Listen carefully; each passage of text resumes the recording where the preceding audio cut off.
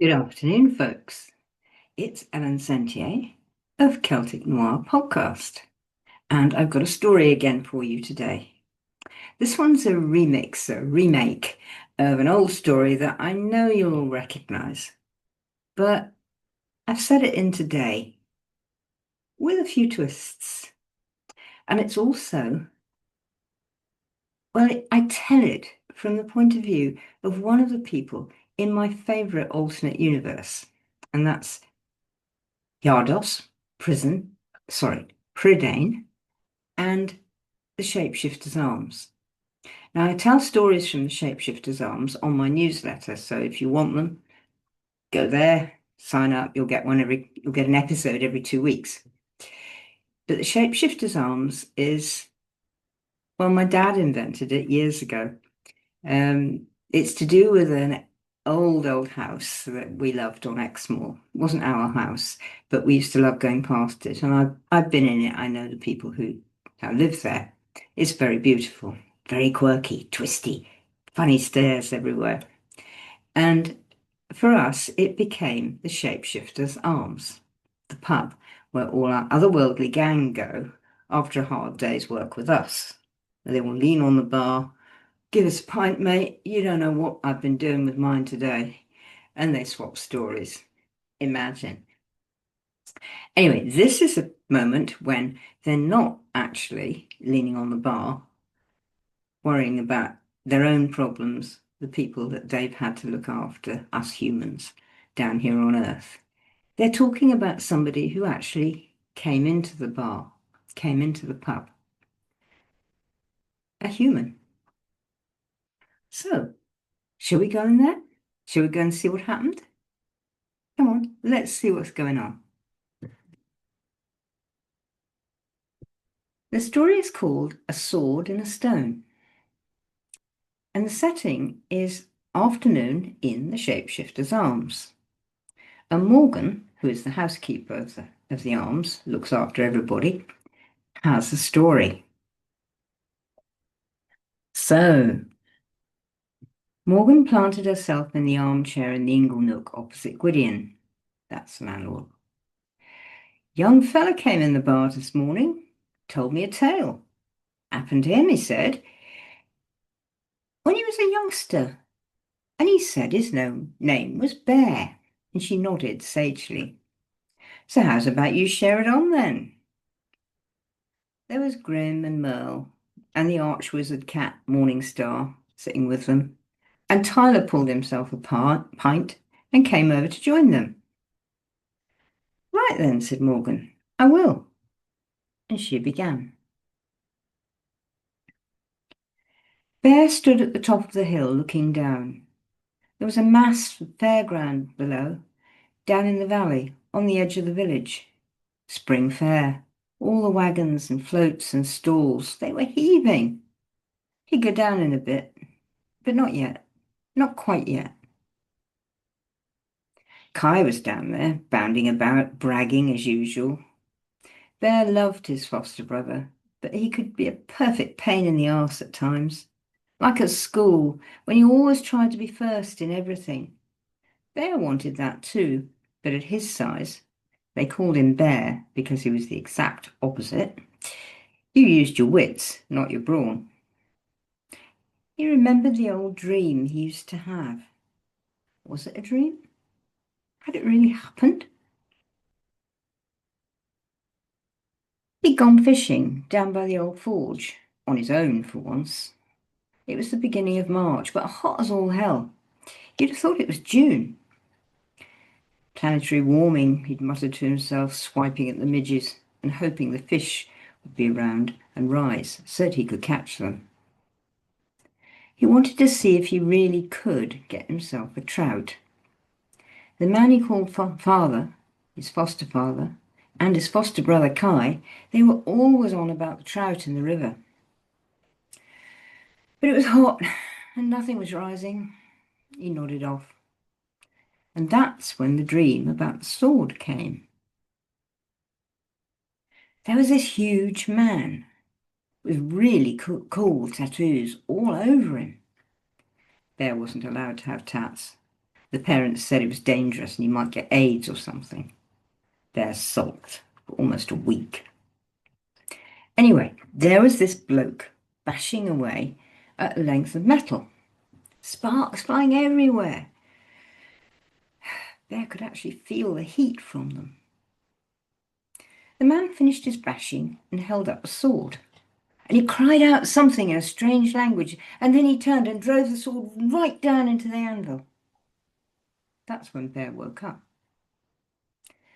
And there was a fish on his line, so he forgot all about the dream altogether. But it had come back lots of times. He thought about it again now. Someone coughed behind him. Bear started up like a rabbit, turned, and saw an oldish-looking man with a beard leaning on a stick. "Going fair, then?" the man asked. Bear nodded. The man was about his own size. Despite looking weedy, Bear was actually very strong. He did Aikido. He didn't feel scared, even if everyone was always saying there were dirty old men everywhere. "Don't be too long then, you'll miss it." The old man turned about and walked off, down the other side of the hill. "Miss what?" Bear frowned. But the old man had stumped off, so Bear went down to the fair anyway. Shoving his way through the crowds, most of his view was of other people's shoulders. He shoved decorously, saying, "Excuse me," and cringing every time his voice cracked. "I hate puberty," he grumbled inside. "It was all very well if you were tall and handsome like Kai, and your voice had already broken. Then you got all the good side, like girls and kudos." Bear just got the laughs.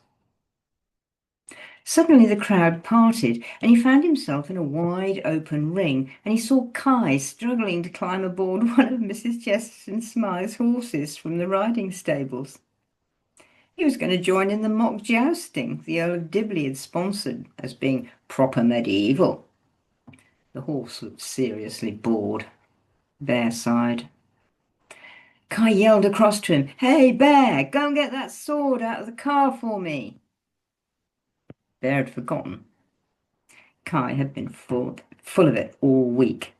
He'd made a sword in the metalwork class. It was all wrapped up in a piece of old rug in the boot of the car. As younger brother, Bear was Kai's page, so it was his job to go get the sword and look after his brother the knight. Bear sighed, shoved his way back through the crowd to the car park, opened the boot, and there was no sword. "Oh, shit!" he freaked. "What do I do now?" "Looking for a sword, are we?" It was the old man again. Yes, actually." Bear hesitated. "I know where there's one." The old man grinned. "But not everyone can get it out. Want to try?" Bear thought of Kai. "Okay," he said. The old man led him off to the churchyard, and there, right in front of the south door, was the anvil. The same one as in the dream, with a sword sticking out of it. "Oh, shit!" The old man looked down his nose at him, but Bear also saw the beard twitch. He didn't think the old man really minded. "Go on then, pull out." His palms sweated. He tried to pull himself together. There was nothing wrong here. It was just some stunt someone had set up for the fair. And Kai wanted a sword. The only thing was, though, Bear squinted at the sword, it looked bloody sharp. Was this really a good idea? "Go on," the old man said again. Bear went up to the anvil, scrubbed his palms again down the sides of his jeans. Didn't do any good. "Go on," the old man whispered this time. Bear gripped the hilt and felt the tingle through his hands. He pulled, and the sword came shining, glittering out in the sunlight. Thanks. I'd better be off with it then for Kai." Bear began to move off. "Stupid boy, it's for you, not him." "But I don't want a sword." "That's why you've got one." The old man grinned evilly. If you'd wanted it, you couldn't have had it. Bear sighed. I don't need this, he thought. It's just my luck to get stuck with some stupid old fart and a sword I don't want, and Kai gets all the fun. One day you'll want it. Need it even. The old man nodded. He looked more kindly now at Bear.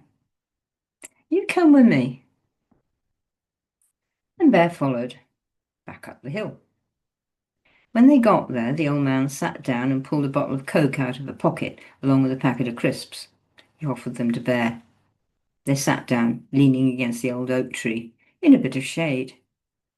Look, the old man pointed around. The fair was gone. The village even. Even the new posh housing estate wasn't there anymore. Just fields and moors.